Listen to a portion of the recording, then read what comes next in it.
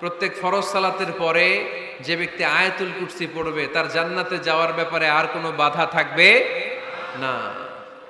একটা মাত্র বাধা ছাড়া, সেটা হচ্ছে মরণ। লোকটা মরে না তাই জান্নাতে যায় না, মরলেই জান্নাতি। আওয়াজ করে পড়েন আল্লাহু আকবার। তাহলে সংসারে শান্তি আনার 5 নাম্বার পদ্ধতি হচ্ছে ঘরে কোরআন তেলাওয়াত করতে হবে। আপনারা উঠতেছেন কেন? অনেক রাত হয়ে গেছে না? শেষ করে দেই।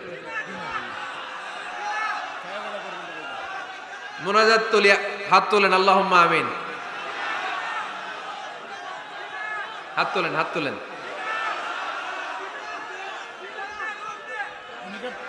অনেকে প্রসাব করবে তো ঠান্ডার দিন।